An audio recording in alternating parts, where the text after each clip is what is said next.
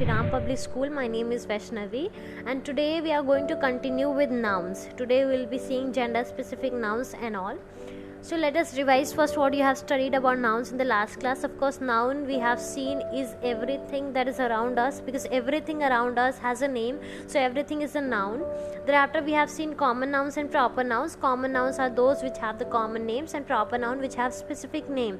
And how to spot it we have seen. When we ask what it is, then it is common noun. If we ask what its name is, then it is proper noun.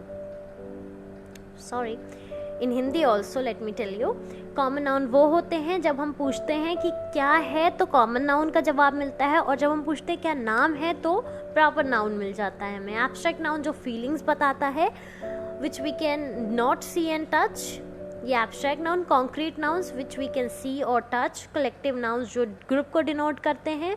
फिर हमने देखा था singular और plural, नहीं देखा था. So today we will see what are singular and plural nouns. Yeah, we have seen. Oh yeah, we have not seen this page. We have. Yes, we have seen. Now we have to see compound nouns. This also we have seen. So now we have to see gender specific nouns. Gender specific noun क्या होते हैं? जब हम nouns में ये define कर देते हैं कि वो कौन सा मेल है और कौन सा फीमेल है, तब वो जेंडर स्पेसिफिक नाउन हो जाते हैं. As we all know, noun या तो मैस्कुलिन होता है या फेमिनिन होता है, मतलब या तो मेल होता है या फीमेल होता है. फॉर एग्जाम्पल, एक्टर मेल है और एक्ट्रेस क्या है? फीमेल है. So what do we think, why do we have to take care about this gender specific nouns? We all have to. There are 3 important points. If you are unsure whether to use chairman or chairwomen, मतलब आप sure नहीं है कि कौन सा person है, वो man है कि विमेन है, तो of course you can use common noun, that is you can use chair person. अब एक ब्लॉन्ड जो है वो विमेन होते हैं और जो ब्लॉन्ड है वो मैन होता है. So these are very basic things. Some people do not identify as male and female. So word choice जो है वो बहुत ज़्यादा important होती है. Male or female is a very basic topic. I think you must be knowing about what are masculine, gender and feminine. Now, masculine, feminine is very easy. Men, women, and this and that. So your homework is to write 20 gender specific nouns, male also and female also. Next one is countable and non countable noun, or in basic language you say uncountable noun. तो जो feelings हैं जिनको plural form में basically नहीं express कर सकते, वो क्या है? non countable है, और जिनका singular plural दोनों exist करता है वो क्या है? वो countable हैं. Isn't that simple? तो आप एक बार सोचिए किस वर्ड का आप सिंगुलर से प्लूरल नहीं कर सकते. जैसे म्यूजिक हुआ, वाटर हुआ, फूड, तो वो क्या है? वो अनकाउंटेबल नाउन है. Now we have to be very specific with countable and non countable. Why? See, we use fewer with plural noun, fewer जिन्हें काउंट कर सकते हैं, but less with singular noun. We use less with numbers and they denote day.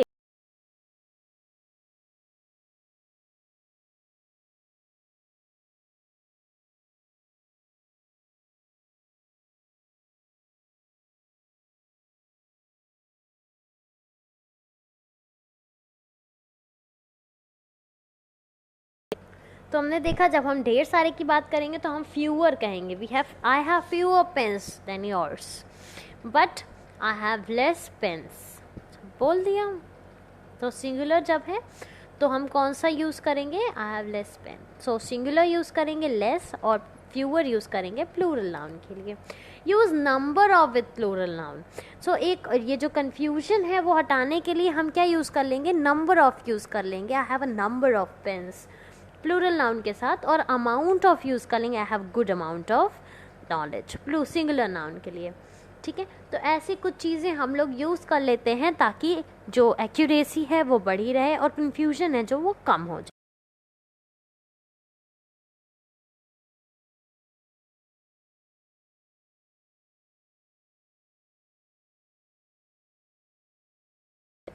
अब ये तो पता ही होगा कि नंबर ऑफ़ यूज़ करेंगे जब हमें काउंटिंग में एक्यूरेसी है, हमें काउंटिंग नंबर काउंटेड पता है, और अमाउंट जब हमें मेजरमेंट करना होता है. नाउ जेरेंड क्या होता है, ये भी एक तरह का नाउन होता है, बट किस तरह का, I N G form of the noun होता है, मतलब ये वर्ब के साथ आईएनजी फॉर्म लगा देते हैं, पर इसे यूज़ कैसे करते हैं, इसे यूज़ करते हैं एज अ नाउन। कैसे? Gerunds have verb-like properties, but they are actually noun. They represent action. For example, happily building a tower, quickly drawing the scene, suddenly attacking the army. तो ये सब क्या है, नाउन की तरह स्पेसिफिकली एक्ट कर रहे हैं। जेरेंड वैसे तो फर्स्ट वर्ड होता है सेंटेंस का, जैसे singing is my hobby,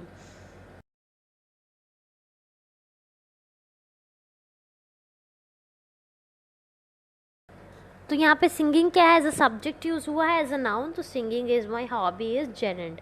gerund use किस लिए होता है, ताकि शॉर्टर और प्रॉपर इम्प्रूव्ड सेंटेंस है, सो इसके लिए जेरेंड यूज़ होता है। जैसे कि अब आप 13 वर्ड्स का एक सेंटेंस बनाइए, उससे अच्छा है कि 2 वर्ड का सेंटेंस बना दीजिए। जैसे एग्जाम्पल यहाँ पे दिया है, the quick development of the device is necessary for an improvement in safety, वहीं developing the device quickly is necessary for improving safety. So 13 word के सेंटेंस को कैसे हमने छोटा सा,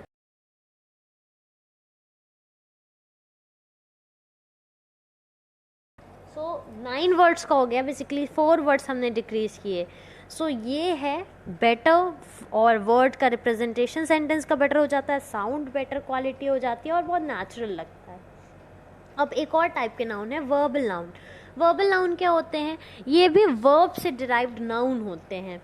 कैसे नाउन होते हैं, जो वर्ब से डिराइव्ड होते हैं। लाइक अब देखो, जेरेंड में those were ING form of the verb, ये क्या है, जैसे a good building, a fine drawing, an effective attack.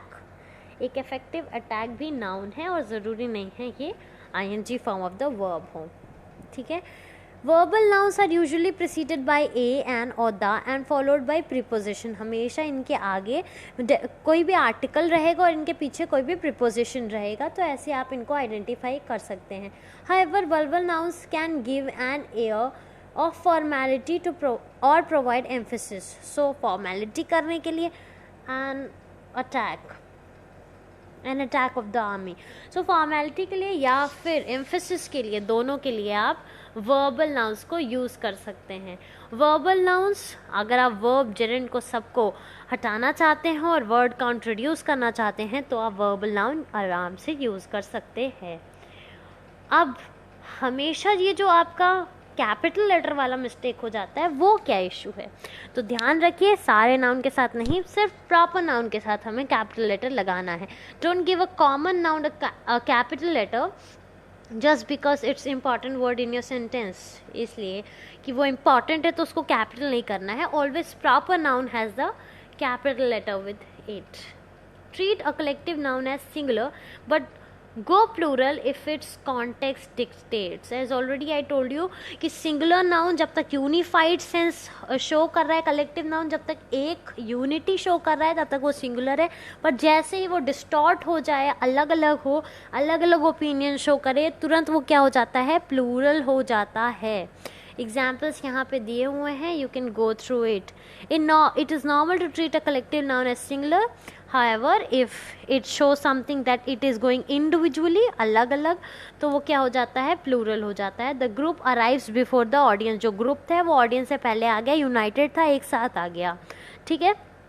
The group were out of time, तो जब मेंबर्स अलग अलग ओपिनियन, अलग अलग लोग अलग अलग टाइम आए हैं, तो हम क्या करेंगे, उसको अलग शो कर रहे हैं। पर आपको थोड़ा अजीब लग रहा होगा, तो जब ऐसा हो तो हम क्या यूज़ कर लेते हैं सेंटेंस में, the members of the group were out of time, तो इससे पता चल रहा है ढेर सारे लोग थे और आप आराम से प्लूरल यूज़ कर सकते हैं। Issue 3, when a noun phrase is the subject of a verb ensure subject verb agreement. जब नाउन फ्रेज सब्जेक्ट होता है तो सब्जेक्ट वर्ब एग्रीमेंट पता है, जैसे सब्जेक्ट अगर सिंगुलर हो तो वर्ब भी क्या होना चाहिए, सिंगुलर होना चाहिए। For example, the boy plays, singular verb कैसे बनता है, एस और ई एस लगा के वर्ब के साथ, और सिंगुलर नाउन बिना एस और ई एस के होता है। तो the boy plays with a ball और the girls play with a ball, तो सिंगुलर नाउन सिंगुलर वर्ब। तो इसमें आपको बस ये ध्यान देना है कि कौन सा नाउन जो है वो सिंगुलर होगा और कौन सा वर्ब जो है वो सिंगुलर होगा।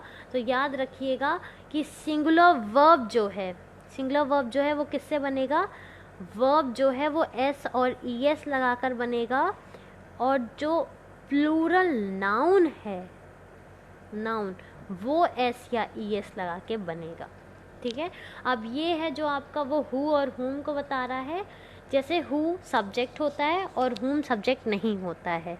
ठीक है, हुम एवर इस ऑब्जेक्ट होता है हुम।